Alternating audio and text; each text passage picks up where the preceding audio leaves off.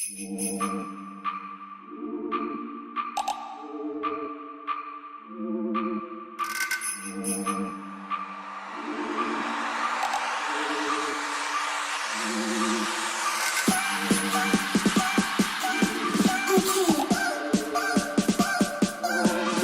à tous, merci d'être là. Donc, il s'agit de notre 4e rendez-vous d'inspiration.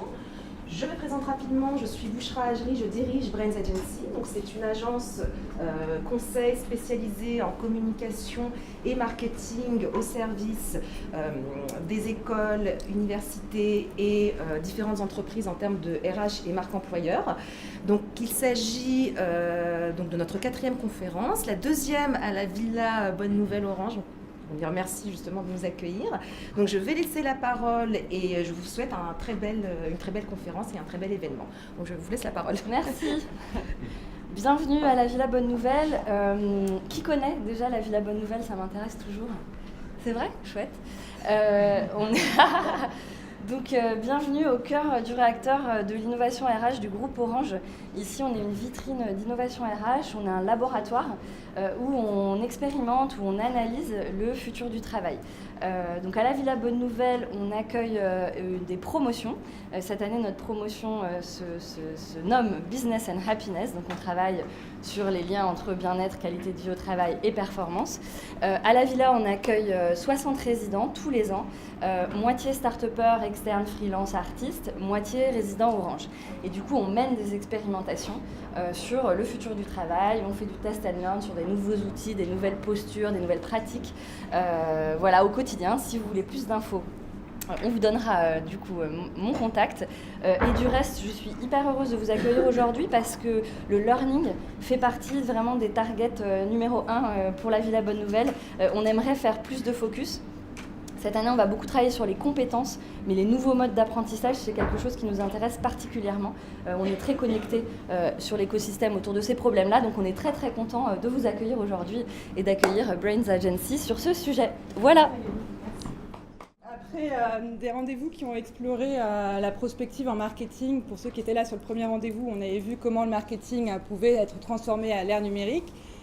Après un focus sur la créativité et un focus au mois de juin dernier sur le renouveau du marketing spécialisé dans l'enseignement supérieur et la recherche, on a décidé cette année de s'attaquer aux questions du learning.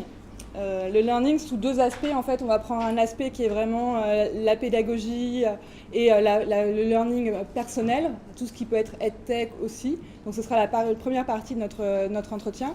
Et une deuxième partie qui sera plus consacrée au learning en entreprise. Comment est-ce que les entreprises renouvellent leur offre de learning auprès des salariés, quelles sont les nouvelles méthodologies qu'ils mettent en place et peut-être avec un petit point de vue prospective avec ce qui se passe ailleurs, notamment en Californie.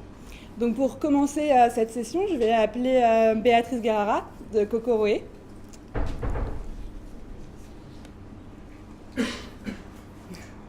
Ah oui, il faut y arriver. Entre le sapin de Noël et... Bonjour Béatrice. Bonjour à tous. Déjà, en fait, pour ceux qui ne connaissent pas, est-ce que vous pouvez nous présenter Kokoroé? Bien sûr. Alors Kokoroé, c'est un nom un peu obscur, mais ça vient du japonais et ça signifie apprendre avec le cœur. Kokoroé, à l'origine, c'est une start-up qui a été fondée... Kokoroé, à l'origine, c'est une start-up qui a été fondée avec mes 2 amies d'enfance, Raphaël, qui est ici présente, juste cachée, qui tweet, et Élise, sa sœur jumelle. On était toutes les 3 à l'origine en entreprise, ça faisait 7 ans qu'on y était. Moi, j'étais chez BNP Paribas à l'origine pendant 7 ans. Élise, elle était avocate pendant 7 ans chez Fichy-Granger et Raphaël, elle travaillait avant en conseil chez Accenture. Et toutes les 3, à 30 ans, on a décidé de plaquer nos boulots pour nous lancer dans l'aventure start-up. On avait un chiffre à cette époque qui nous interpellait, c'était 50%. Il y a 50% des métiers qui existent aujourd'hui qui vont disparaître d'ici 2025. Le vrai danger, finalement, qu'est-ce que c'est? C'est ce qu'on appelle le décrochage numérique. C'est le risque que chacun a, un jour, de faire partie des laissés pour compte de l'ère numérique. Alors nous, ici, dans cette salle, on est sûrement parmi une petite minorité qui est très connectée, qui est informée, mais la plupart des gens en France n'ont pas forcément accès facilement au savoir et aux compétences de demain. Et donc pour ça, on a créé Kokoroé. Kokoroé, qu'est-ce que c'est? C'est une plateforme d'apprentissage en ligne qui fonctionne un peu comme un Netflix finalement de la formation. L'objectif, c'est tout simple, que chacun puisse se former aux compétences de demain, qu'elles soient des compétences créatives, des compétences business ou des compétences technologiques. Concrètement, c'est très simple. On a monté une intelligence artificielle qui permet finalement de scraper le web et d'identifier le meilleur contenu pédagogique et qui nous permet de construire des parcours de formation à la volée en 24 heures. Donc vous avez le loisir, par exemple, de pouvoir vous former aujourd'hui sur la blockchain avec Sébastien Bourguignon, qui est un des spécialistes du domaine, et de vous initier à l'Ether, du Bitcoin, au Litecoin. Vous pouvez aussi vous former sur, par exemple, l'art du pitch, avec un des speakers, Jean de la Roche-Brochard, qui vient de The Family.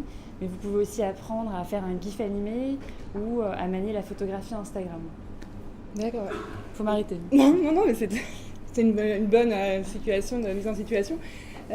Du coup, vous avez dit l'éducation, vous y connaissiez quelque chose, vous n'y connaissiez rien, vous êtes... Alors moi, j'avais une vraie sensibilité puisque en parallèle de BNP Paribas, j'étais également professeure à Dauphine. Et Raphaël et Élise, elles, ont toujours été professeurs chez Academia, dans un milieu familial où nos professeurs étaient aussi... Enfin, nos parents étaient également dans l'éducation nationale. Donc je pense qu'on avait une vraie sensibilité dans ce domaine. Après, on a revisité cet univers avec nos propres codes. Ça se traduit dans Kokoroé dans une ambiance, une expérience utilisateur qui est très Netflix. Je pense qu'on a repris des codes qui étaient très digital natives pour les importer dans le milieu de l'éducation. Et du coup, aujourd'hui, vous avez combien de personnes qui suivent vos cours ? Là, ça y est, on a franchi ce mois-ci la barre des 50 000. La particularité, c'est qu'aujourd'hui, on a même ouvert notre offre aux entreprises. À l'origine, on avait un prisme qui était très B2C, finalement. L'objectif, c'était de pouvoir former aussi bien mon petit cousin qui est en 6e et qui me pose des questions sur le Bitcoin que ma mère qui a envie de créer son compte Twitter. On avait une volonté qui était vraiment d'être très large et de permettre à chacun d'accéder au savoir à un prix qui était modique, puisque c'était 7 € par mois comme abonnement. Et à partir du mois de septembre, on était assez surprise, mais on s'est fait approcher par des groupes du CAC 40, des PME, des ETI, qui ont commencé à nous dire mais ça fonctionne, il y a déjà des gens dans notre entreprise qui sont abonnés à Kokoroé, on a envie de la lancer au sein de l'entreprise. Et du coup, vous faites quoi ? Vous faites une offre particulière pour ces entreprises Ça a été, on a travaillé avec eux pour co-construire et en fait on s'est aperçu que finalement ils souhaitaient acheter un abonnement pour leurs collaborateurs. Ça va de groupes comme BNP Paribas, Crédit Mutuel, HSBC ou autres, qui souhaitent aujourd'hui que leurs collaborateurs finalement aient accès à Kokoroé pour se former très facilement. Et du coup, avec toute l'expérience que vous avez, est-ce que vous voyez se dégager des nouveaux usages ? Est-ce que les retours des expériences d'utilisateurs vous apprennent des changements ou vous ont fait évoluer votre offre Alors pour nous, il y a vraiment 3 chantiers en 2018 sur lesquels on va vraiment se concentrer. Le premier, c'est celui de l'intelligence artificielle. Alors c'est un peu le buzzword du moment. Aujourd'hui, on en met à toutes les sauces. La réalité, c'est qu'aujourd'hui, pour nous, c'est une technologie qui est ultra efficace. On part du principe qu'aujourd'hui, le savoir, il est déjà accessible en ligne. Vous demandez à quiconque, il y a Wikipédia, il y a Google, il est déjà à portée de clic finalement. Donc on ne va pas faire comme s'il n'existait pas. L'intelligence artificielle, ce qu'elle apporte en plus, c'est la capacité à sourcer le meilleur contenu pédagogique. Et ça, pour nous, c'est une vraie richesse. Si on prend par exemple YouTube, chaque jour, vous avez en moyenne 600 000 heures de vidéos. L'inventaire, il est très difficile puisque vous devez trouver la bonne pépite perdue entre des tutos beauté, des lolcats et j'en passe. Là, l'objectif, c'est pour nous avoir une capacité, grâce à l'intelligence artificielle et deep learning, de construire des parcours de formation à la volée en 24 heures. Ce qui nous permet pour nous d'être très réactifs. Je prends un exemple, en début d'année, tout le monde parlait justement des bitcoins. On est en mesure de s'inscrire dans l'actu et de rebondir avec l'information qui va bien immédiatement. Second gros chantier qu'on observe aujourd'hui, c'est le développement de la blockchain. Pour nous, on commence à se positionner sur le sujet. Ça va offrir des perspectives extraordinaires. On parle beaucoup des smart contracts, cette capacité finalement à sécuriser des contrats au sein de ce registre qui est dématérialisé et infalsifiable. Pour nous, c'est une chance incroyable.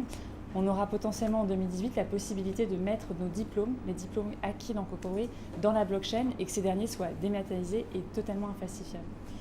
Et la troisième évolution qu'on voit beaucoup en ce moment, et on n'est pas encore dessus, mais elle est beaucoup demandée par nos utilisateurs, c'est l'avènement des chatbots, ces agents conversationnels, alors qu'ils soient embarqués sur des outils comme Messenger, l'application de discussion instantanée sur Facebook, ou même on-site au sein même de la plateforme, et qui changent l'expérience. Habituellement, quand vous alliez sur un site de formation, vous avez 2 entrées, soit une barre de recherche pour taper la compétence recherchée, soit une présentation sous forme de catalogue un peu old school, où vous allez voir les compétences marketing, etc.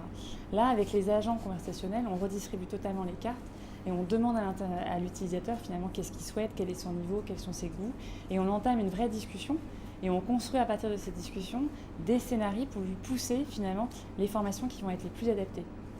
Et une formation sur Kokoroé, ça se passe comment en fait? Ça dure combien de temps?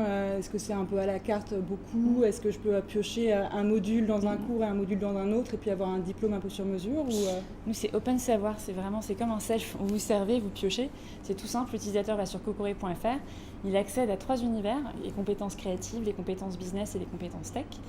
Il va pouvoir visualiser une playlist, la playlist de vidéos. La première, ça va être une vidéo de fond qui va explorer un concept, une compétence ou une tendance.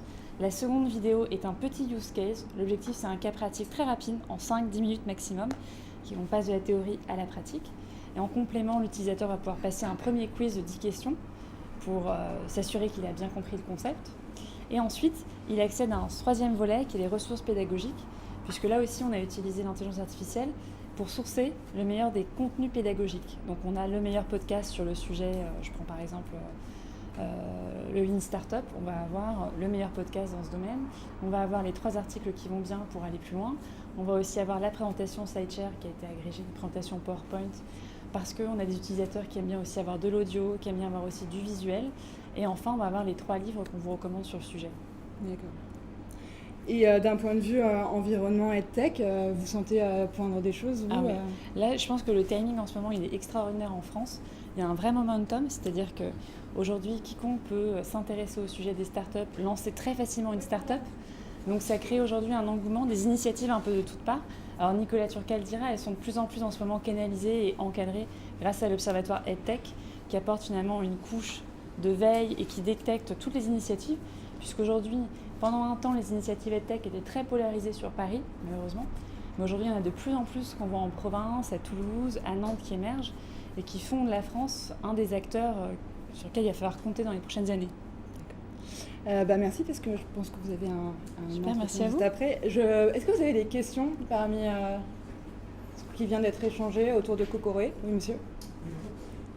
Vous venez de parler de la structure en fait, d'un cours typique. Est-ce que dans vos projets, il s'agit aussi de repenser cette structure en fait, qui pour l'instant est quand même assez basique, assez descendante, old school en fait, pour reprendre vos termes, pour passer plus, je dirais, à une utilisation où l'intelligence artificielle servir en même temps à améliorer les techniques de pédagogie inversée, les intervenants de coach, de la construction collaborative de projets, des choses comme ça qui vont permettre justement d'améliorer la qualité de l'apprentissage, pas juste d'amener du contenu.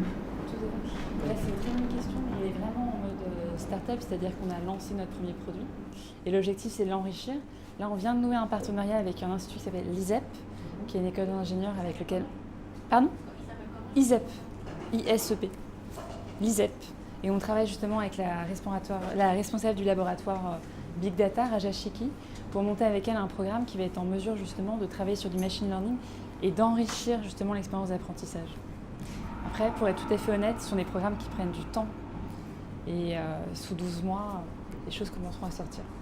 Je vais comparer par exemple à la machine de guerre développée par Open Classroom et justement le fait qu'ils se soient posé ce genre de problème quand ils ont dimensionné leur catalogue de cours pour ne pas se focaliser en faisant le choix de ne pas avoir tout de suite un catalogue très très large, mais en fouillant les aspects pédagogiques et en faisant progresser le catalogue petit à petit. C'est notre parti pris. On a commencé avec 100 premières formations et l'objectif ensuite derrière, c'est de travailler l'expérience d'apprentissage.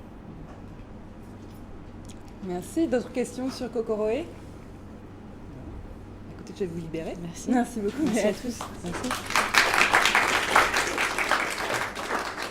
Alors pour continuer un peu à explorer l'écosystème des EdTech, Nicolas Turca va nous rejoindre. Alors, vous êtes chef de service développement des usages numériques au groupe Caisse des dépôts, c'est ça? Tout à fait. Et vous avez notamment été à l'origine de l'Observatoire des EdTech. Ouais, alors en fait, on est plusieurs à l'origine sur l'Observatoire des EdTech. Quand on se dit que le learning est quelque chose d'important, en tout cas pour faciliter la transition, et c'est un levier majeur, et en tout cas c'était le pari qu'on avait fait, c'est de se dire après, quelle est l'offre finalement EdTech, et comprendre un peu le mouvement finalement qui est en train de se passer en France, comme Béatrice vient de l'expliquer. Alors le premier point, c'est qu'on l'a fait en mode crowdsourcing, c'est-à-dire on l'a fait avec des startups, on l'a fait pour des startups, par des startups. et avec des clusters, avec un certain nombre d'acteurs qui comptaient entre guillemets dans l'écosystème. Donc on l'a fait bien sûr avec Open Classroom qui vient d'être cité, 360 Learning, Learn Assembly, un certain nombre de boîtes comme ça qui étaient un peu en avance, en tout cas qui avaient une vision sur le sujet. On a fait également avec la région Île-de-France l'ensemble des clusters, parce que ce qu'elle a dit sur la territorialisation entre guillemets du learning, c'est une réalité, avec un truc qui s'appelle le SPN Poitiers qui est à Poitiers, Educasur, EdFab qui est chez Cap Digital. Donc il y a des choses qui sont en train de se passer. On a construit l'outil ensemble et on l'a mis chez Cap Digital notamment parce que c'est vrai que c'était l'objet francilien qui était le plus avancé probablement en cluster. Donc très rapidement, c'est devenu un objet libre finalement. Et aujourd'hui, vous pouvez y accéder sur www.observatoire-tech.com. Il y a une API, et il y a une capacité d'extraction des fichiers en fait, des 302, je ne sais pas ce matin, mais des 300 boîtes à peu près tech françaises.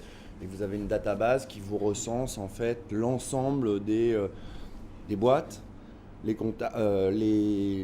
sites web, les contacts formels, les piliers technologiques sur lesquels ils s'appuient, l'offre de valeur également, un résumé de la proposition de valeur, et puis les types de clients, les types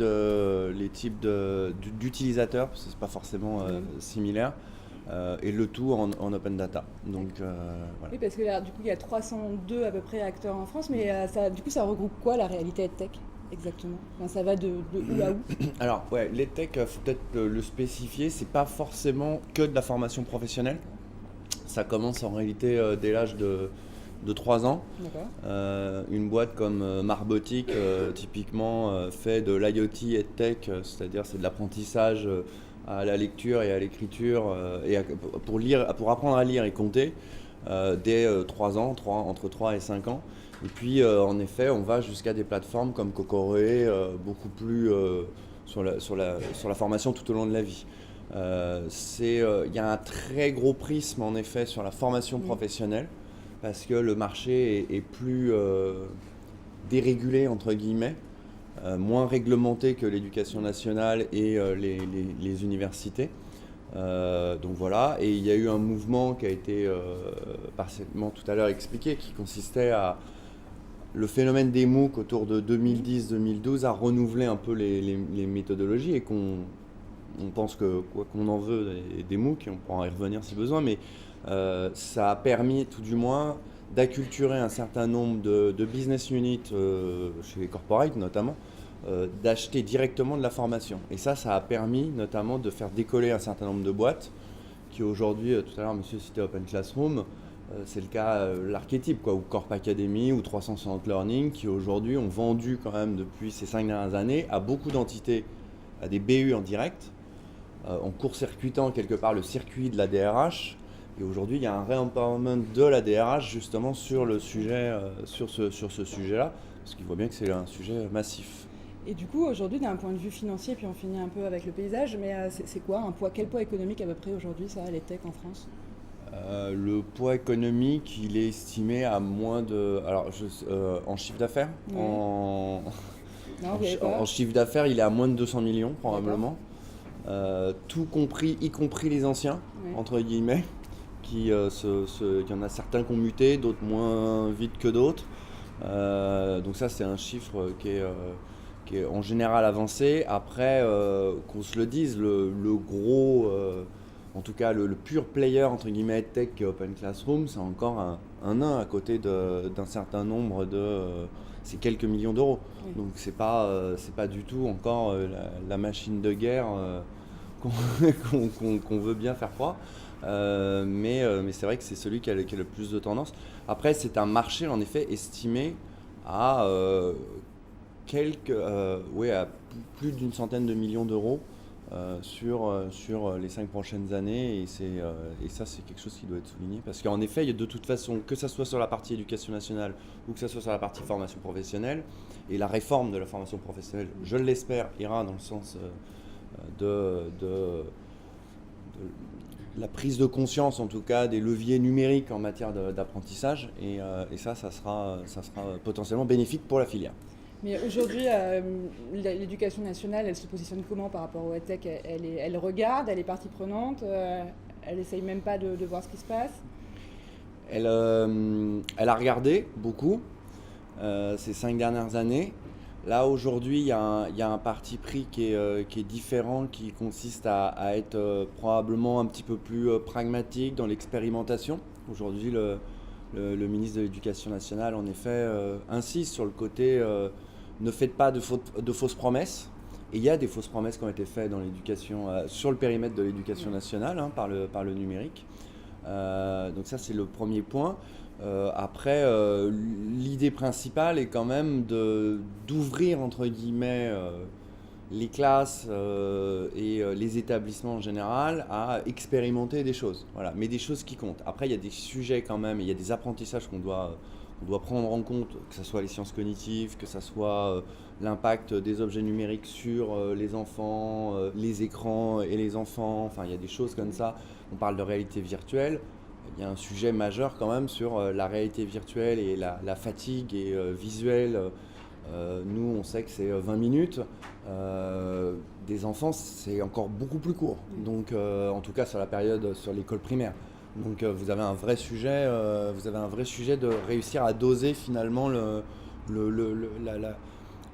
pour être efficace. Voilà, doser votre implication pour être efficace. Et du coup, le groupe Caisse des dépôts a entre autres comme mission d'accompagner les entreprises dans une sorte de transition, dans leur transition économique. Est-ce que dans cet accompagnement, le learning, vous le mettez dans une place centrale ou une place annexe Ouais, alors le pari qu'on fait, c'est en effet, on est en accompagnement. C'est vrai qu'on ne l'a pas spécifié au départ sur le rôle de la Caisse. La Caisse des dépôts accompagne normalement les territoires, la France en général, mais les territoires en particulier, à effectuer leurs transitions, les transitions écologiques, les transitions économiques et sociales, les transitions numériques notamment. Et le pari qu'on fait, c'est pour développer les usages finalement, c'est les accompagner dans ce travail de mettre en place des apprentissages sous toutes leurs formes, de la médiation, de l'acculturation, de la formation, de l'éducation. Et en effet, alors le titre que j'ai aujourd'hui, qui est un peu ronflant, mais c'est développement des usages numériques. Et ça veut bien dire, et à travers un levier, qui est le levier du learning, et notamment au bénéfice des territoires, et notamment, et j'insiste là-dessus, des plus fracturés, parce que vous avez un sujet d'égalité aujourd'hui territoriale. Vous avez des territoires qui sont en capacité d'acheter des produits, des solutions qui sont très jolies, et il y en a d'autres qui ont moins de moyens, ou en tout cas qui sont moins connus, plus éloignés, parfois plus fracturés. Ce qu'elle expliquait sur l'inclusion numérique est un véritable sujet et une véritable préoccupation chez nous. Et du coup, les entreprises, est-ce qu'elles voient ce poids du learning? Est-ce qu'elles sont conscientes que c'est en passant un peu par un renouveau du learning et un accompagnement des compétences qu'elles vont réussir cette transition, ou est-ce qu'il y a vraiment une pédagogie de votre côté pour leur faire comprendre les enjeux du learning? En fait, c'est selon les entreprises dont on parle. Moi, j'ai l'habitude de dire qu'en général, aujourd'hui, on ne peut plus faire de persona type, entre guillemets. Enfin, la méthodologie des personas, je trouve très limitative dans son approche et permet ça marche en marketing, mais sur de la politique publique, c'est plus complexe parce qu'en réalité, ou alors vous avez un éclatement des personas très très fort. Les TPE, la maturité, elle est très différente selon les secteurs, selon la localisation, selon les branches, selon certains territoires. Il y a des branches qui acculturent, d'autres pas du tout, au sujet de la digitalisation de la formation. Donc c'est extrêmement hétérogène. Aujourd'hui, globalement, quand même, les TPE sont moins acculturés, en tout cas, ils voient moins le sujet parce que plus préoccupés par l'accomplissement du business, entre guillemets. Les corporates sont structurés les gros corporates du moins, sont structurés pour avoir des DRH et que ces DRH aujourd'hui comprennent que la formation, c'est pas seulement de plan de formation, c'est aussi plein d'autres choses à côté et que c'est un vrai sujet et qu'ils doivent probablement se mettre encore plus au service des business units et donc mécaniquement avoir un rôle beaucoup plus important probablement dans l'entreprise à terme. Mais un patron de TPE, PME, c'est extrêmement compliqué. Ou alors, c'est par à-coup et voilà. À côté de ça, vous avez des agriculteurs, par exemple, où tous les métiers où vous êtes relativement, où il y a un ETP globalement dans la structure, les agriculteurs, paradoxalement, c'est aussi complètement explosé. C'est-à-dire que vous avez les gars dans la Beauce qui emploient quand même un certain nombre de gens et qui, eux, ont l'habitude de travailler sur des dossiers PAC en anglais dématérialisés et qui voient bien le sujet de se dire « faut que je me forme à ci, à ça et sur lequel il y a une culture un peu plus, il y a un taux de pénétration de la formation un petit peu plus fort versus certains qui sont complètement éloignés du sujet. En général, c'est lié quand même à la culture numérique du secteur ou du domaine. Le retail, par exemple, c'est quand même, ils comprennent, il y a une perception en tout cas de la transformation numérique plus forte que dans d'autres secteurs qui sont moins touchés. Et juste pour conclure, vous connaissez bien toutes les startups qui existent en EdTech. Est-ce que vous en avez quelques-unes qui vous tiennent particulièrement à cœur? Alors, oui, je ne pouvais que recommander Kokoroe, parce qu'en général, c'est dans mon pitch, il y a Kokoroe, parce que ce qui est intéressant avec Kokoroe, c'est l'horizontalisation du savoir, ce qu'elle a expliqué. Et elle est dans l'archétype, elles sont dans l'archétype de ce qu'on peut horizontaliser au maximum. La solution à travers sa plateforme est hyper intéressante et la modularité aussi. En général, je recommande également, par exemple, des choses comme Learn Assembly ou un certain nombre d'agences comme ça qui, aujourd'hui, sont la clé de succès d'un bon learning. C'est-à-dire, c'est quand même mettre en œuvre une formation numérique, ça demande à travailler de l'ingénierie pédagogique. Et tout le monde n'a pas les ingénieurs pédagogiques formés au numérique et comprenant la granularité, les capsules, ces choses-là. Et puis, je recommande, en général, j'aime bien aussi Domocio, qui est une boîte en intelligence artificielle pure pour le coup, qui est juste un plug en fait sur des LMS, enfin des Learning Management Systems, et qui fait gagner du temps entre guillemets et dont la promesse, en effet, alors modulo des choses, mais la promesse est globalement on va vous faire gagner entre 30 et 40% de votre temps sur les temps de parcours, en sachant que le temps c'est un peu l'alpha et l'oméga de l'employé entre guillemets. Et ils ont développé un vrai savoir-faire sur l'IA et sur l'optimisation des parcours. Voilà. Et Open Classroom, je reviens dessus parce que ça reste le vaisseau amiral, je pense, ceux qui ont la vision probablement la plus profonde, dont le catalogue en effet est assez horizontal. Et il n'a pas encore descendu de vertical véritablement. C'est devenu un établissement d'enseignement supérieur. Donc ça c'est très important. Il est en capacité aujourd'hui probablement, ils sont en capacité, Mathieu et Pierre, d'opérer une disruption majeure du système. Après le sujet c'est la capacité à passer à l'échelle et à faire connaître l'objet entre guillemets Open Classroom et d'avoir cette profondeur d'action sur laquelle ils peuvent rebondir en B2C, en B2B, à un moment où la marque devient tellement forte que tout le monde monte à bord. Voilà, ils ont voilà. Bon, merci. On va aller vers ce qui se passe en entreprise, le learning en entreprise. Et pour ça, j'accueille Stéphane Giudicelli. Alors, vous avez un titre en anglais. Vous êtes Programme Manager Orange Campus et HR Business School. C'est ça. Bonjour, bonjour à tous. Alors, ça veut dire quoi tout ça? Alors, je travaille dans l'école de management du groupe qui s'appelle Orange Campus, donc l'université des managers du groupe Orange. Donc on est une école groupe, donc corporate, et on adresse en fait l'ensemble des managers du groupe, donc presque quasiment les 20 000 managers du groupe Orange. D'accord. Un programme manager, c'est manager des programmes à destination de nos managers et toute la strate managériale, des exécutifs jusqu'au manager de proximité. D'accord. Et Orange Campus, ça a été créé quand? Alors, Orange Campus est né de la crise sociale dont vous avez entendu parler donc, entre 2010 et 2011. Ça a été créé à l'initiative de notre président Stéphane Richard, donc créé en 2011 et structuré jusqu'à présent. Alors on est en constante évolution, mutation, on essaie de s'adapter au maximum effectivement à la demande du marché, à la demande de nos clients, qu'ils soient collaborateurs ou nos clients, c'est-à-dire vous tous ici, j'espère en tout cas. D'accord.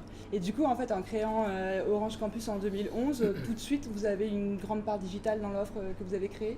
Est-ce que c'était tourné tout de suite par le digital ou le digital est venu au fur et à mesure? Comment ça s'est passé? Alors, on s'est tourné beaucoup vers le digital, mais certainement beaucoup plus maintenant. On s'adapte évidemment à ce que les startups proposent aussi, et c'est très intéressant ce qu'on entend là.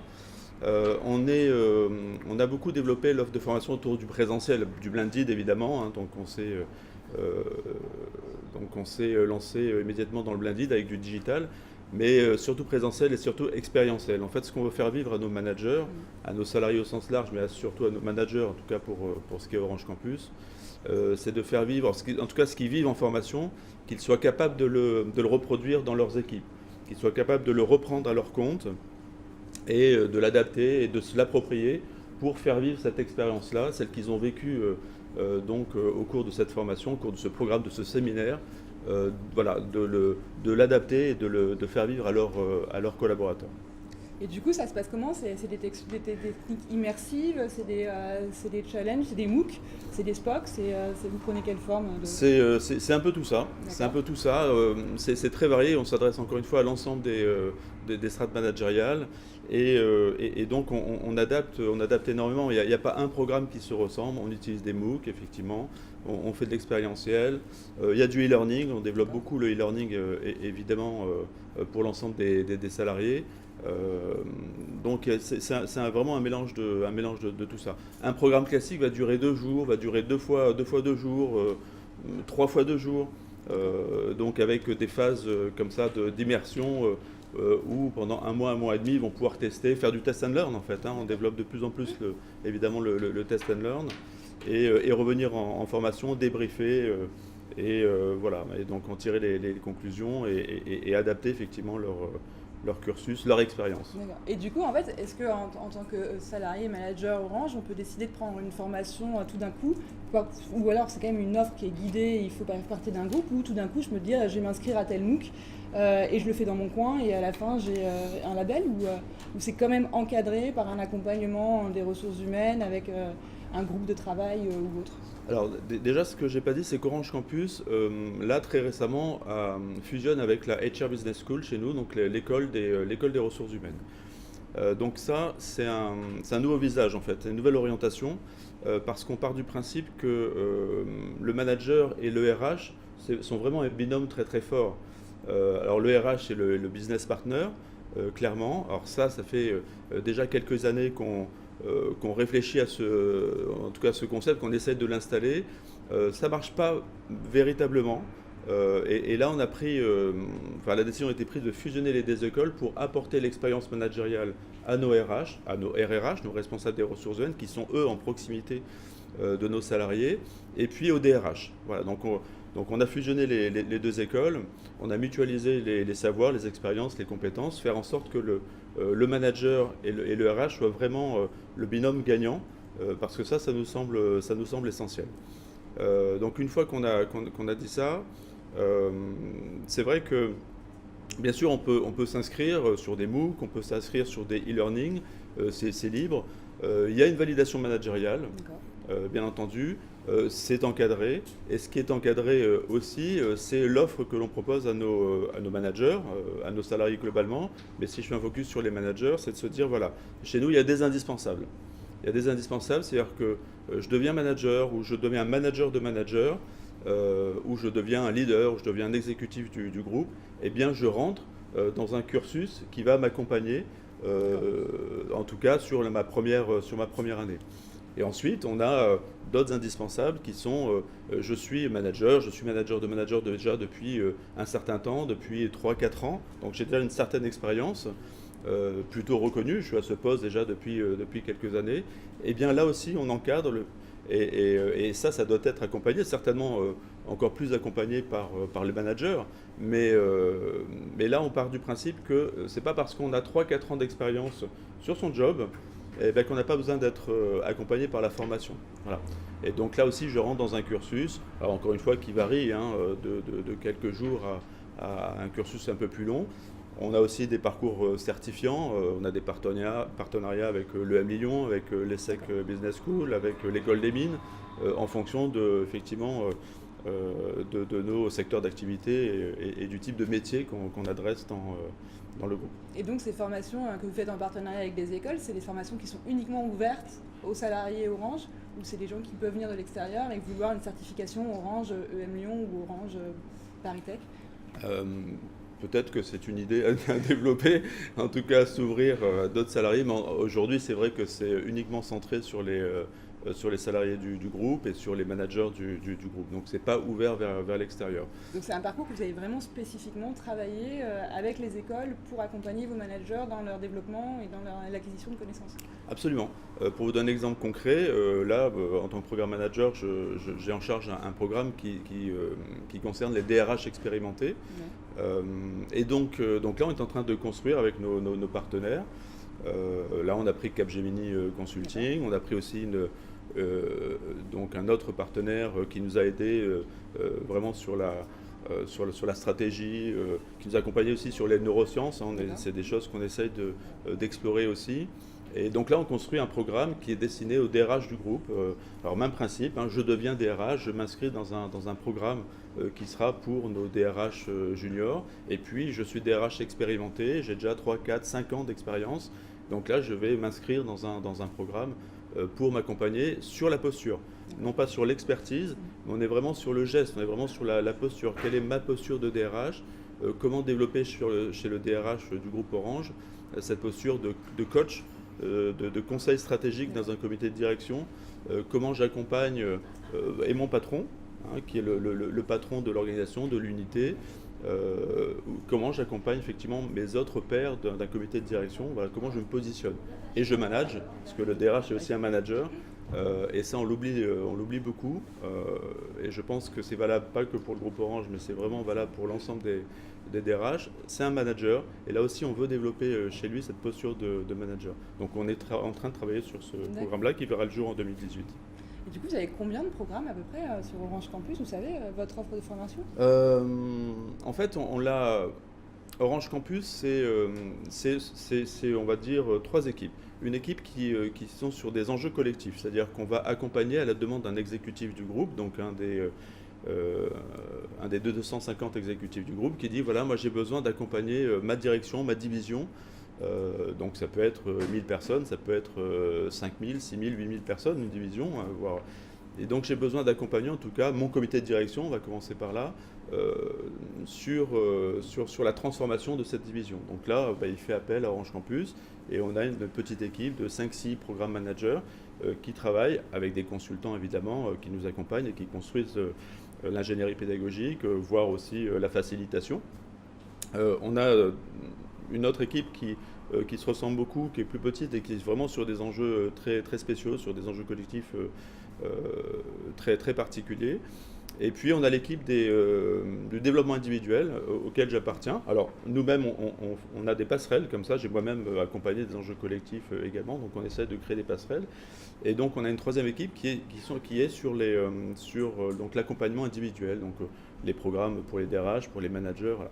Et là, on a certainement à peu près une vingtaine d'offres, et on décline ça en indispensable et en prioritaire. Voilà, donc là, on communique vers nos partenaires en France et dans le monde sur ces prioritaires-là. S'ils ont besoin d'une offre plutôt sur mesure, ils peuvent piocher dans le catalogue et nous la demander. Et du coup, le retour d'expérience de vos salariés ou de gens qui ont suivi vos formations, c'est quellement? C'est des gens qui sont enthousiastes, qui ont envie de recommencer, ou il faut les porter vraiment, ou ça se passe comment? Alors, l'offre Orange Campus est très appréciée. Voilà, peut-être que certains qui sont d'Orange ici connaissent très très bien. La Ville La Bonne Nouvelle, en tout cas, ils connaissent bien Orange Campus. Mais donc oui, l'offre est très appréciée évidemment parce qu'elle est vraiment innovante. Donc on a plusieurs pôles comme ça, donc en France, Paris étant le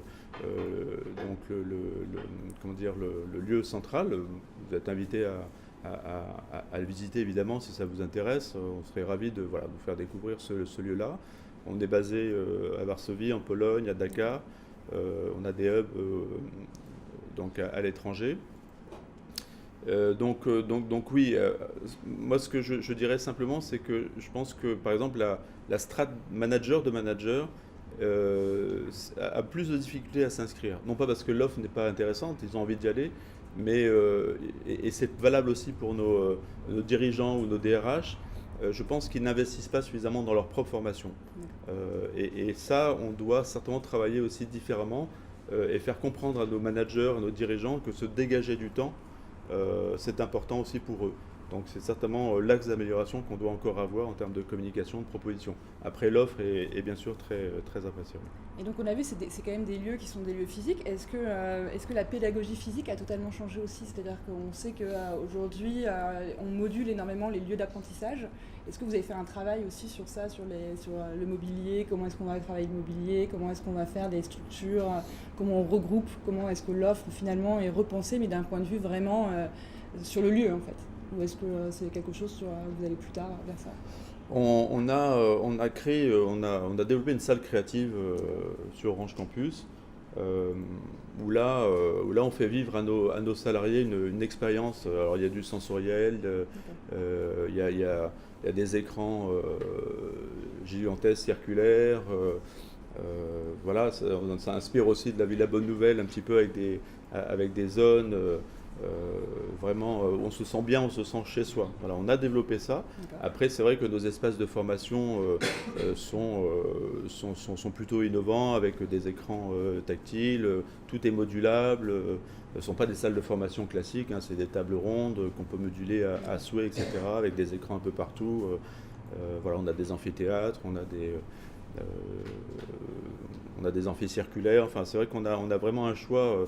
En tout cas, le mobilier, oui, a été pensé pour faire vivre en fait à nos salariés la meilleure expérience qui soit. Et c'est vraiment notre objectif globalement dans la formation et en particulier chez Orange Campus, de faire en sorte que nos managers, nos RH soient le plus épanouis possible. Et quand ils viennent là, eh ben, ils s'y sentent bien. Et ils pensent qu'à apprendre et voilà, à ouvrir un peu leur chakra pour apprendre du mieux possible. Et il y a une partie de l'offre, donc là on a vraiment parlé de ce qui était pour les salariés, mais Orange Campus c'est aussi une offre qui est ouverte au grand public. Vous faites aussi des MOOC ou des choses comme ça? Pas du tout. Alors qu'est-ce que vous appelez grand public? Les utilisateurs Orange, parce qu'on a vu il y a passé des MOOC chez Orange, c'est vous qui le portez aussi ou pas du tout, c'est pas Orange Campus? Alors non, pas forcément. C'est vrai qu'il y a Orange Campus, en fait, j'aurais peut-être dû commencer par là, qui est l'école des managers, du management. Mais chez Orange, on a vraiment une multitude d'écoles, je crois qu'il y a une quinzaine d'écoles. Et en fonction des métiers, ça peut être l'école de la relation client, ça peut être l'école des finances, ça peut être l'école de la supply chain. Voilà, je ne vais pas toutes les citer. Et chaque école, effectivement, développe bien sûr ses MOOC, ses e-learning pour ses salariés, pour son secteur d'activité. D'accord. Voilà. Et du coup, en fait, pour conclure, finalement, au départ, Orange Campus, c'était pour répondre à une crise sociale. Aujourd'hui, est-ce que vous pensez que vous avez muté et en fait, vous êtes plus sur le développement et sur l'avenir de Orange? Enfin, est-ce que Orange met le learning au centre de son développement et de sa stratégie? Oui, c'est vrai qu'on a connu une crise sociale assez violente. Les médias ont donné un ton particulier à ça. Donc voilà, Orange Campus est né de là pour vraiment accompagner nos managers sur du management différent. Le droit à l'erreur, le test and learn, l'agilité, tous ces concepts-là que vous connaissez, que vous maîtrisez, voilà, on les a développés depuis 2010-2011. Aujourd'hui, c'est très différent. Donc la paix sociale s'est installée dans le groupe très, très clairement. Notre président mandate pour un 3e mandat et je pense qu'il a l'ensemble des salariés derrière lui. Oui, on voit vraiment l'avenir, on pense vraiment à 5-10 ans et c'est pour ça qu'on travaille notamment à développer ce partenariat manager-RH. Là, c'est pour déjà prévoir les 5 prochaines années et accompagner nos RH et nos DRH sur la posture. On travaille aussi, on développe beaucoup aussi, j'entendais parler de l'intelligence artificielle, par exemple pour voilà, on essaye de travailler sur, donc avec les robots, donc on essaie de développer ça, en tout cas on réfléchit, on fait des tests. Voilà, la prise de parole en public avec un casque de réalité virtuelle sur les yeux, c'est quelque chose qui est juste fantastique. Je l'ai noté, je le savais, mais je l'ai noté qu'il fallait, c'était pas plus de 20 minutes. Mais là, c'est juste fantastique ces outils parce que ça permettrait effectivement d'installer ce type de formation un peu partout, presque à domicile. Voilà, donc c'est des choses auxquelles on réfléchit, absolument. Merci. Est-ce qu'il y a des questions sur cette partie? Oui, bien sûr. Non, mais... Ouais, mais ce sont des bonnes questions. Vous parliez de learning et de parcours tout à l'heure. Aujourd'hui, quand on interroge les grands groupes de services qui sont assez mûrs en ce qui concerne leurs universités, donc on parlait des IBM, des Capgemini et autres, on s'aperçoit qu'ils sont à un stade avancé de tout ce qui touche à la digitalisation et du blended learning, aussi bien en ce qui concerne la numérisation du contenu qu'en ce qui concerne, on va dire, la taxonomisation du contenu.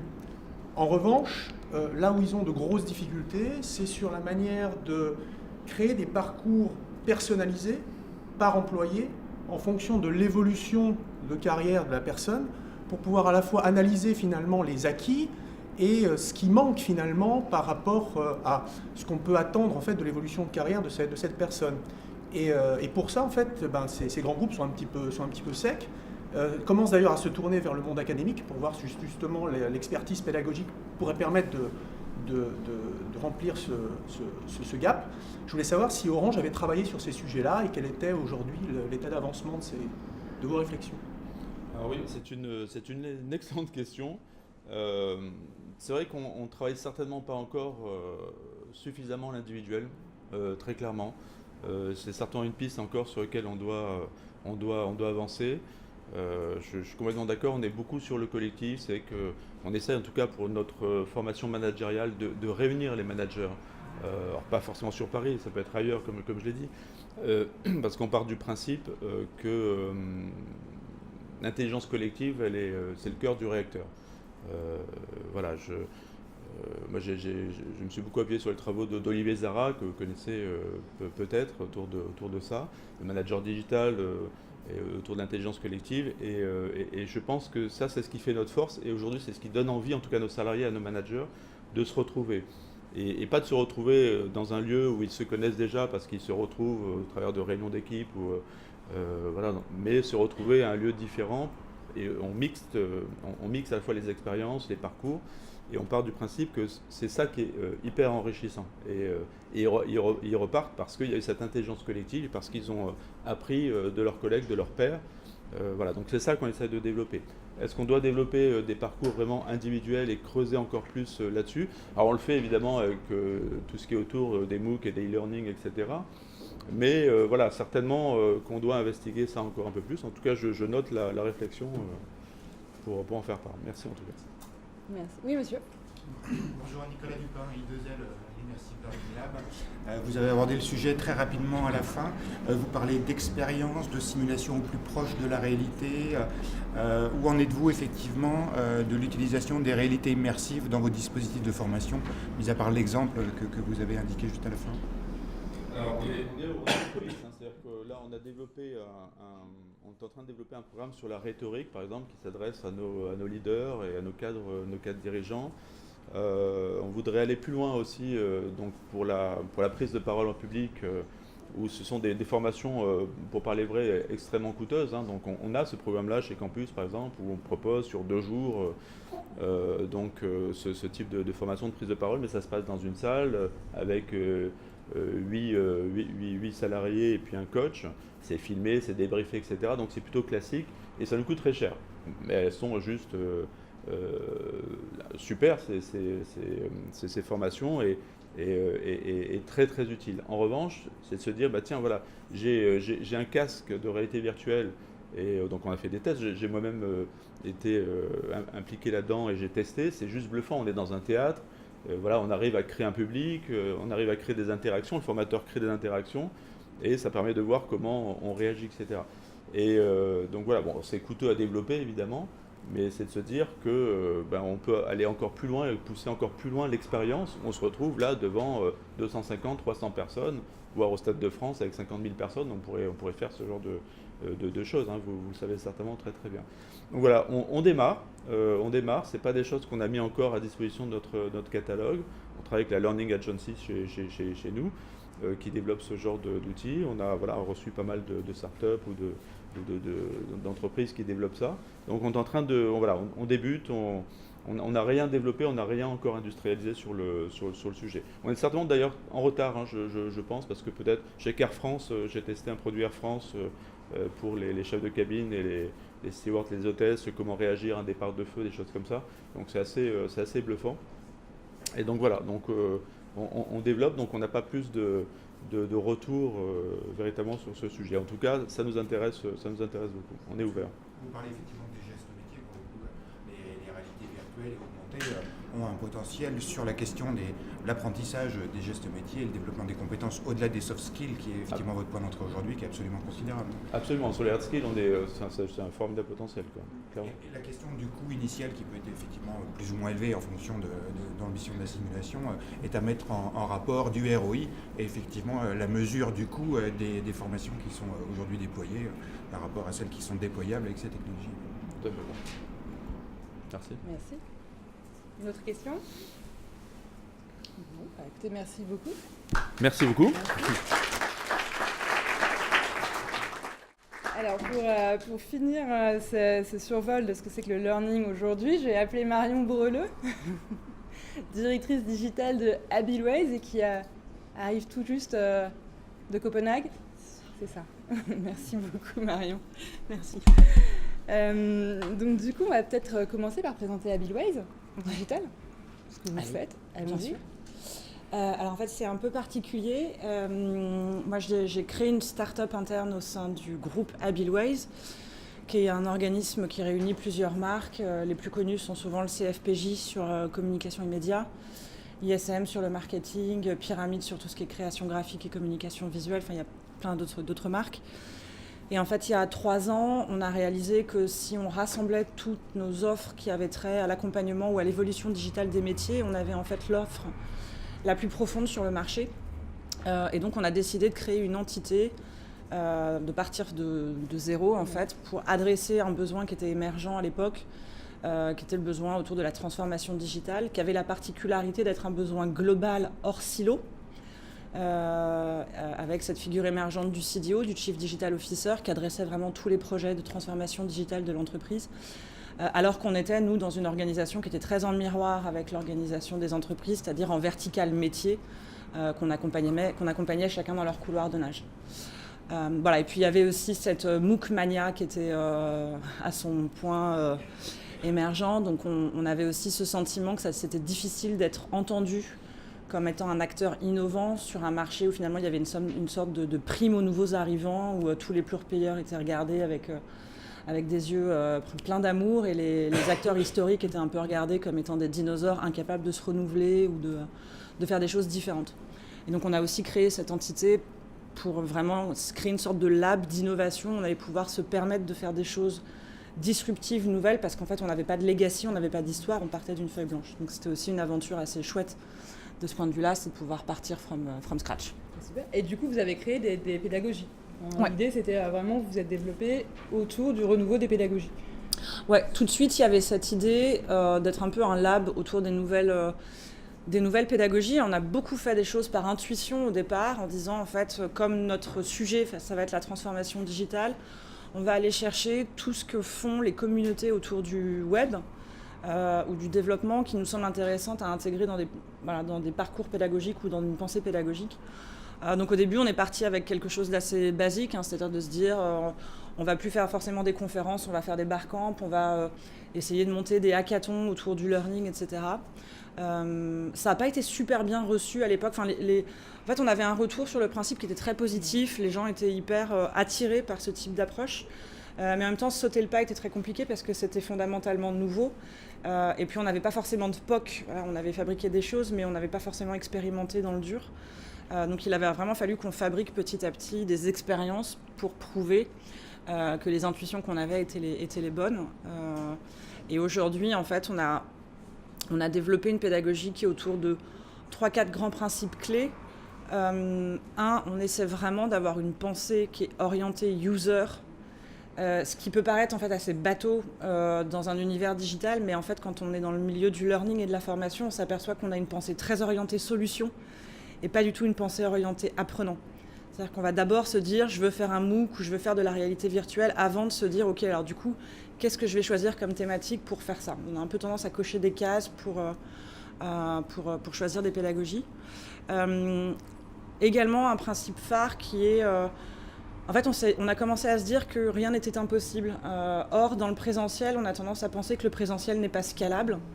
C'est-à-dire qu'une formation présentielle, c'est 12, 15 personnes dans une salle en U autour d'un monsieur ou d'une dame qui sait et qui va transmettre son savoir de manière plus ou moins descendante, mais assez linéaire malgré tout. Et en fait, on a commencé à faire des expérimentations où les contraintes du cahier des charges, c'était on a 1 heure pour former 100 personnes à l'utilisation de Twitter. Et au total, on doit faire passer 5 groupes de 100 personnes dans une journée, mais vous avez 1 heure à chaque fois. Et on ne s'est pas dit que c'était impossible, on s'est dit que c'était possible. Et du coup, on a prouvé par là même qu'en fait, on pouvait faire du scalable en présentiel, on pouvait faire de la mise à grande échelle en présentiel. Mais ça nécessite de complètement inverser son processus pédagogique, qui est d'avoir vraiment quelque chose qui est centré sur le faire, la manipulation.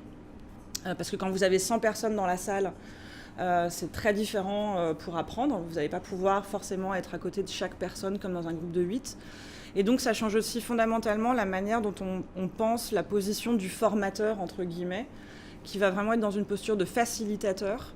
Mais on part du principe qu'en fait les gens ont déjà ces nouveaux savoirs ou cette nouvelle compétence en eux. En fait, on est juste là pour les faire émerger et pour les faciliter. Mais c'est très différent. Et finalement, quand je fais le parallèle avec ce qu'on cherche à faire aussi d'un point de vue culture managériale dans les organisations, je trouve qu'il y a un parallèle qui est très fort. Parce qu'en fait, on passe de cette notion de manager qui est un chef sur qui tout repose et c'est très lourd et c'est parfois très compliqué à faire bouger, vers une posture de manager qui est un peu plus coach ou un peu plus facilitateur. Et en fait, c'est ce qu'on fait dans nos programmes en présentiel. Puis après, on a testé plein de choses. Notre idée, c'était de se dire qu'il fallait qu'on teste en fait en permanence de nouveaux formats. Un des formats dont je suis le plus fière, c'est les formats des Genius Bar. Où en fait, on a creusé cette idée de faire du scalable en présentiel. Et surtout de répondre à un besoin qui était très mal adressé autour de l'acculturation digitale des collaborateurs, où en fait le seul média qui était choisi un peu par défaut dans les organisations, c'était le MOOC, le passeport numérique, ça a eu plein de noms différents.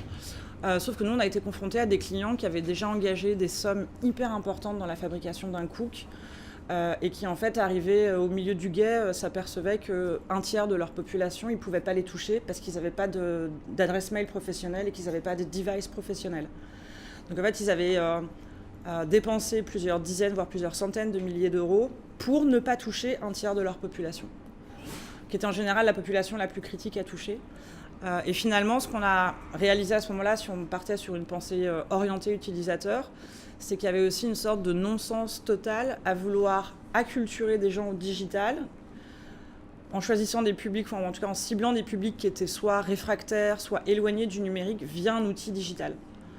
Et donc on s'est dit qu'il fallait qu'on remette un peu d'humain, et c'est comme ça qu'on a créé progressivement des Genius Bar, où en fait on design des ateliers de 15 minutes montre en main sur des sujets qui peuvent être très variés. On va de prendre en main une boîte mail pour les gens qui n'ont jamais touché une boîte mail de leur vie à quel est l'impact de la data sur notre métier ou comment je peux intégrer des rituels start-up dans mon animation d'équipe. Donc c'est super varié, mais c'est en 15 minutes. Et on va designer un parcours qui ne doit pas prendre plus de 90 minutes dans une journée de travail, en général qui est assez gamifié et qui est très événementialisé.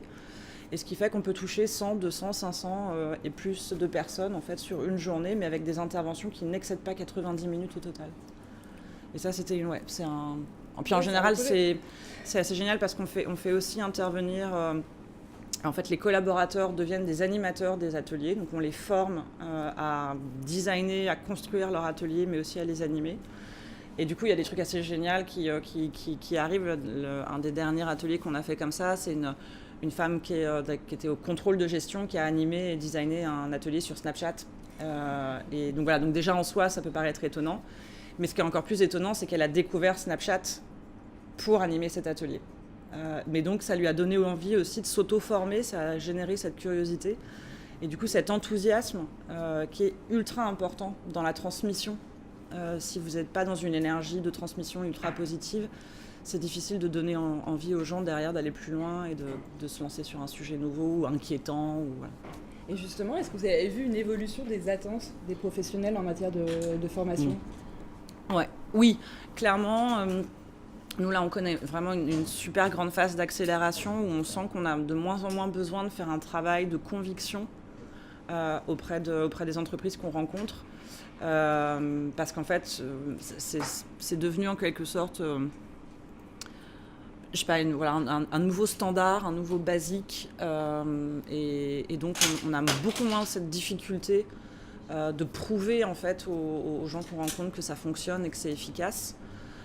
Après, la complexité, en revanche, c'est que c'est des approches qui sont relativement nouvelles et assez insécurisantes parce que c'est pas du tout un process comme d'habitude où on a un programme qui est super établi avec 20 key points, avec des apprentissages qui sont ultra ciblés.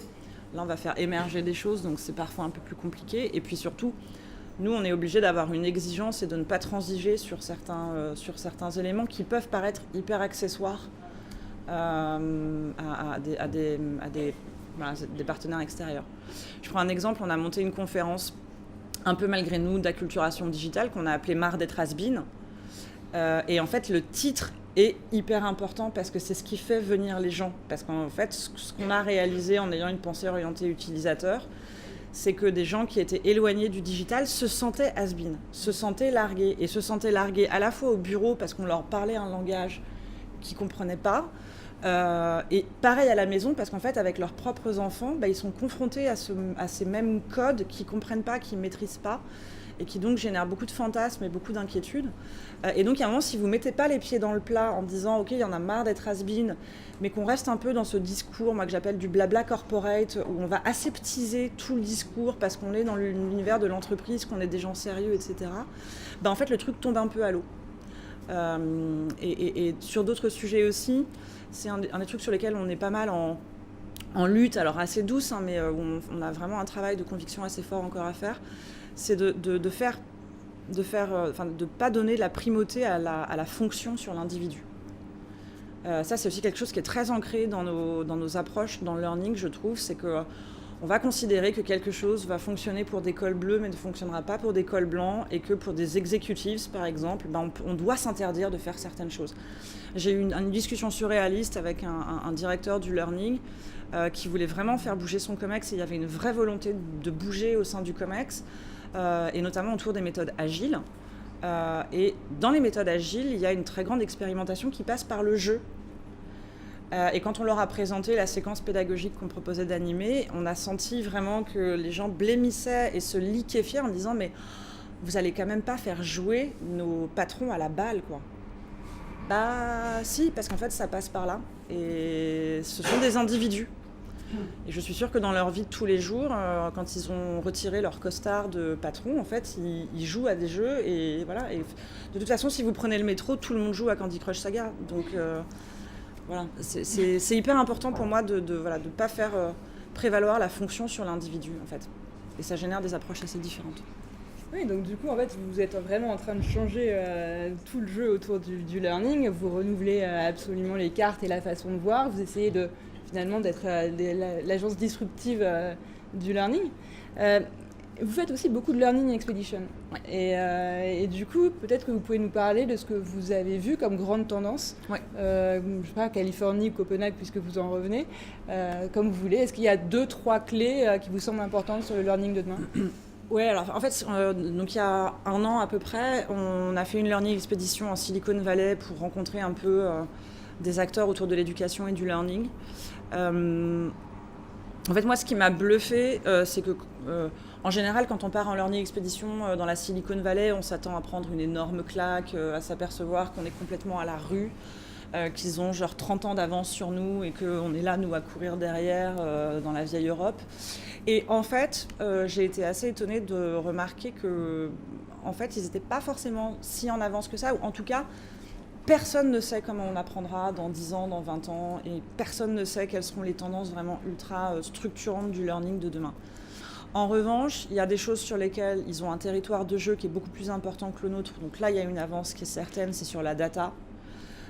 Et c'est revenu dans toutes les rencontres qu'on a faites. Ils travaillent énormément sur la data et sur l'intégration des learning analytics pour améliorer les processus d'apprentissage. Mais globalement, en fait, les tendances qu'on a pu observer sont pas basiques, mais sont pas révolutionnaires. C'est juste, en fait, ils revisitent certaines approches qui peuvent paraître traditionnelles. Les lieux sont hyper ouverts. Et surtout, moi, ce que j'ai trouvé bluffant, c'est que l'ensemble des lieux qu'on a visités sont au service d'un apprentissage qui est partout dans l'organisation. C'est-à-dire que, notamment chez General Assembly, c'est un des endroits qui m'a le plus bluffé de ce point de vue-là, vous n'avez pas que des lieux d'apprentissage dans les salles de formation. En fait, l'apprentissage est généré partout, dans les couloirs, dans les salles, dans les espaces communs, c'est assez étonnant en fait. Déjà, vous pouvez écrire sur tous les murs. Et on a assisté à la sortie d'une formation où en fait des gens ont continué le cours qu'ils étaient en train de prendre, mais dans le couloir. Et c'était pas du tout l'instructeur ou le prof qui continuait le cours, c'était un des participants qui en fait a pris un feutre et a commencé avec un petit groupe de personnes à continuer leur apprentissage, à continuer leur expérience de learning, mais dans le couloir au milieu de tout le monde. Et ça, pour moi, c'est vraiment quelque chose qu'on essaie de reproduire en permanence. Et d'ailleurs, un des sujets sur lesquels je travaille beaucoup en ce moment, je réfléchis en tout cas, c'est le principe de guérilla learning, c'est-à-dire mettre le learning un peu partout dans l'organisation, mais avec des opérations un peu coup de poing, un peu disruptives, ou pour montrer qu'en fait, on n'a pas forcément besoin de mobiliser beaucoup de temps et beaucoup d'argent pour créer des expériences apprenantes. Une expérience apprenante autour d'une rencontre ou d'un échange informel peut être parfois 10 fois plus puissant qu'un truc hyper organisé, hyper structuré. Ce sur quoi ils sont vraiment extrêmement attentifs aussi, c'est sur le mélange des publics. Et donc sur un apprentissage qui est très orienté projet. C'est-à-dire qu'eux considèrent que sur un projet, ils vont mélanger des artistes, des ingénieurs, des étudiants, des entrepreneurs, et ils vont créer une communauté hyper mixte, hyper diverse d'apprentissage autour d'un projet réel et pas du tout hors sol. Et pour eux, pour la plupart des organisations qu'on a rencontrées, c'est crucial d'avoir ce mélange des genres, de génération, d'univers, de fonctions, d'objectifs, parce qu'en fait, c'est ce qui va créer de la richesse. Et c'est ce qui va créer des apprentissages, ou en tout cas des chemins un petit peu innovants et originaux. Pour moi, c'est vraiment les deux tendances France, avec forcément ce côté data learning où ils sont quand même hyper avancés. Est-ce qu'il y a des questions concernant monsieur ? Très curieux. Tout d'abord, une petite remarque. Je parle avec mon expérience personnelle. Faire jouer des exécutifs, ça marche. Il suffit de s'appeler Accenture ou Capgemini, et à ce moment-là, la position en fait est suffisante pour pouvoir justement les convaincre que ça peut être intéressant pour eux. J'avais deux points. Tout d'abord, revenir sur les aspects apprentissage rapide pour transformer en fait finalement la vie opérationnelle, on va dire, au quotidien. Je voulais savoir si vous aviez réfléchi à travailler avec des grandes sociétés de software ou des grandes SS2I, notamment quand on déploie, je sais pas moi, un nouvel SAP dans une boîte de 5000 personnes, et que derrière, en fait, traditionnellement, on fait les formations à l'appel par groupe de 25, formatés en prenant les slides des SAP et en les déroulant. Puis après, en regardant une semaine après comment les personnes ont digéré ça en fait sur leur écran, parce qu'il n'y a pas toujours effectivement 25 postes de travail dans la salle de formation. Et si justement il n'y avait pas un certain nombre de techniques qui permettaient d'aller voir un SAP en disant voilà, avec ça, vous allez pouvoir être beaucoup plus efficace dans la manière dont la transformation de la vie de l'opérateur va se faire au quotidien. C'était mon premier point. Mon deuxième point, vous avez mentionné la partie analytique. Je voulais savoir s'il y avait des acteurs particuliers de la Silicon Valley que vous nous conseilleriez de suivre sur ces domaines-là. Sur votre premier point, non, on n'a jamais déployé de projet comme cela, juste parce que ce n'est pas forcément dans notre périmètre d'intervention. Après, clairement, tout le process de création et de design qu'on a formalisé aujourd'hui et qu'on a vraiment posé fonctionnerait complètement sur un univers comme celui-ci. En fait, nous, ce qu'on a aussi développé, c'est ce que j'appelle moi la multiplication des points de contact apprenants. Je m'inspire beaucoup de ce qui se passe dans les médias et dans le retail pour travailler un peu différemment. Et en fait, dans le retail, aujourd'hui, avec le digital et le cross-canal, on cherche en permanence à multiplier les points de contact avec les clients, entre le client et la marque. Et en fait, c'est exactement le même principe dans le learning, sauf qu'en fait, vous allez choisir un média qui va répondre à un objectif sur un temps donné. Une infographie est un contenu apprenant qui peut être consulté en 1 minute, mais qui va répondre à un besoin ultra spécifique. Vous aurez besoin peut-être plus d'un micro-learning de 15 minutes pour aller un tout petit peu plus loin, puis ensuite d'un atelier d'1 heure ou de 2 heures, etc. etc. Et c'est comme ça qu'on crée, qu'on design un process, ou ce qu'on a appelé pendant un moment le fameux continuum d'apprentissage. Donc en revanche, voilà, c'est formalisé et on cherche toujours à aller un peu plus loin dans ce type d'approche. Sur votre deuxième question, j'ai pas forcément identifié d'acteurs forcément à suivre sur ce sujet. En revanche, en France, vous pouvez suivre une boîte qui s'appelle Domocio qui fait un super bon boulot sur le sujet. En fait, nous, on a juste échangé notamment aussi avec des chercheurs de Berkeley et de Stanford sur le sujet. Je pourrais retrouver leur nom si vous le souhaitez. On a eu à la fois la chance et le... Pour moi, ça a été un moment très douloureux. Hein. On a suivi un cours d'un prof de Berkeley sur les Learning Analytics et je me suis dit que quelque part, l'avenir appartenait aux matheux et que je crains de ne pas faire partie de cet avenir. Mais voilà. En tout cas, Berkeley font des choses hyper intéressantes sur le sujet. Et après, en revanche, dans un registre très différent, LinkedIn est assez effrayant sur le sujet. Vraiment. Et juste, je ne vais pas forcément m'étendre, sauf s'il y a des questions sur le thème, mais pour savoir de quoi je parle, vous pouvez lire ou regarder cette vidéo qui s'appelle « En 2033, je ne travaille plus, je transfère », où LinkedIn en fait, a pris le monopole du marché du travail en 2033. Est-ce qu'il y a d'autres questions? Oui. J'ai une question sur ce que vous disiez quand vous accompagnez des grands groupes, par exemple 1 heure 100 personnes. Moi, je viens de l'univers du bâtiment, donc on intervient beaucoup sur des chantiers. Les gens ont peu de temps, ils lisent très peu, ils ne sont pas du tout papier, ils ont un téléphone, c'est la seule chose qu'on a, et on intervient soit avec un casque de réalité virtuelle pour faire des petits ateliers sur des grandes séries pour 5 minutes pour chaque personne, ou on fait des formations un peu à la volée. Notre problème, c'est de valider, parce que quand on a des grands groupes, on a le personnel d'un chantier, c'est très disparate. On a de l'ouvrier à l'ingénieur, au chef de chantier. Comment vous savez, comment vous pouvez suivre? On a toujours des gens, nous, qui se carapatent, c'est-à-dire on va ratisser large, on va leur offrir des tas de goodies, on va les faire venir sur le temps d'un déjeuner. Enfin, littéralement, on déploie tous les efforts, mais on a toujours des gens qui échappent. Et ces formations, on les a tentées pour créer un compte, ne serait-ce qu'un compte mail, parce que le Twitter, ils en sont assez loin et ce n'est pas leur préoccupation. Mais on a un taux de chute, enfin, on est obligé d'abord de valider, nous, ce qu'on fait, savoir quel est le retour, combien de personnes, et comment vous faites ces points de contact, comment vous pouvez les multiplier avec une population qui est très disparate, qui a un rapport des fois avec la langue française qui est un peu difficile. Est-ce que vous avez des formules? Comment ça s'adapte? Il n'y a pas forcément de formule magique. Après, ça va aussi être très différent en fonction de la culture d'entreprise et puis en fait, là, ce que vous êtes en train de décrire.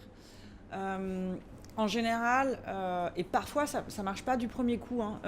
On a eu le cas dans une... Je ne sais pas trop si je peux les citer, mais dans une boîte qui fait du catering. Et on a fait une première opération qui a bien fonctionné. On a fait une deuxième opération qui a moins bien fonctionné. On a fait une troisième opération qui a cartonné. Et en fait, ce qui a cartonné, c'est que là, c'était, on était 11h, 15h. Il y avait ce qu'on appelle, nous, une digital squad qui était à dispo dans une salle de 11h à 15h pour que les gens viennent poser toutes leurs questions sur LinkedIn. Et donc, on avait identifié des gens plutôt experts, intermédiaires et débutants. Et en fait, ce qui a fait venir les gens, c'est pas du tout les experts LinkedIn, ils n'en avaient rien à foutre, c'est le fait qu'il y avait un photographe pour refaire sa photo de profil. Et en fait, on a eu une queue, mais jusque dans les couloirs de l'entreprise, parce que les gens attendaient pour faire la photo. Et donc, il y a juste eu un moment où nous, on s'est retrouvés un peu comme des cons avec nos tablettes à regarder le train passer en se disant, bon, en fait, ils viennent pas du tout nous voir. Donc, on est juste allé les voir et on a fait la formation à LinkedIn pendant qu'ils faisaient la queue comme à Disneyland, quoi. Et en fait, c'était génial parce que les gens certains venaient vraiment que pour la photo en mode genre, mais moi, LinkedIn, ça m'intéresse pas du tout. Et en fait, on avait un argument génial qui était de leur dire, vous en avez pour 20 minutes à attendre. Donc, autant mettre ce temps à contribution pour... voilà. Et si vous n'êtes toujours pas convaincu après ces 20 minutes, voilà. Et après, moi, ce que je dis souvent, il n'y a rien qui fonctionne mieux, à mon avis, que d'aller chercher les plus bas instincts de l'être humain. Donc, bouffe gratuite, cadeaux. Après, pour être sûr que les gens valident quelque chose, là, clairement, j'ai vraiment pas de solution miracle. Et je pense après que ce qui est compliqué aussi pour nous aujourd'hui, c'est qu'il faut faire le deuil du 100%. Vous ne l'aurez pas. En revanche, il y a plein de systèmes qui vous permettent de récupérer des signatures ou des choses peut-être un peu plus... pour quantifier un peu plus ou avoir des métriques, ou en tout cas être sûr que les gens ont validé quelque chose. Mais la logique de don contre don, à mon avis, fonctionne assez bien et est vraiment quelque chose à exploiter. Mais c'est souvent du one shot, ça, ils viennent, puis après, 3 semaines après, on se rend compte qu'ils sont pas suivis, ils sont pas mis à jour. Non. Ça, c'est un vrai effet. Quelque part, on doit mesurer, on doit rendre compte, et quelque part, on se rend compte qu'on perd aussi vite la population qu'on a pu la gagner. C'est pour ça que cette notion de point de contact, elle est à explorer, hein, parce que vous allez avoir des choses qui vont super bien fonctionner et d'autres qui ne vont pas du tout fonctionner. Et puis parfois, vous allez avoir des sujets sur lesquels vous pensez que ça va être un carton, et puis en fait, c'est un méga flop. Et donc, il faut aussi accepter de tenter des choses, de prendre le risque que ça fonctionne plus ou moins bien. En revanche, la notion d'un point de contact, c'est qu'il doit être régulier et répétitif. Et en fait, pour moi, c'est aussi tout ce qui se fait autour de la culture, c'est que ce qui fonctionne dans une culture, c'est les rituels. Et c'est pour ça que je parle de guérilla learning, en fait. C'est que, en fait, quelque part, c'est aussi une manière de ritualiser un peu différemment la formation. La dernière fois, en discutant avec quelqu'un autour de ce qu'on faisait, j'en parle partout, donc ça va finir par émerger avant que je le fasse, mais c'est pas grave. Je me suis dit que ce serait le sol est une ressource totalement inexploitée dans les organisations. Il n'y a rien au sol en général. Alors qu'à contrario, les écrans d'affichage, les murs, les trucs sont surchargés de communication, d'informations. Ça fait partie des meubles, plus personne ne les voit ou n'y prête attention. Et je me dis que ça pourrait être super intéressant de se dire, ok, comment je crée un parcours de formation au sol et qui soit en plus cross-canal. S'il y a des gens qui sont partants, moi c'est mon nouveau dada, là, je veux faire un truc au sol. Je ne sais pas encore quoi, mais... Et en réalité augmentée. Et bien pourquoi pas. Et Pokémon Go a cartonné quand c'est sorti, et voilà, c'est un peu le même principe. Est-ce qu'il y a d'autres questions avant qu'on finisse? Non, merci beaucoup Marion pour cette intervention. Merci à tous d'être venus. J'espère que vous avez appris des choses sur le learning de demain et que ça vous a donné des idées. Et on se voit au prochain rendez-vous de l'inspiration qui devrait avoir lieu vers le mois de mars-avril, à peu près. Merci beaucoup. Au revoir.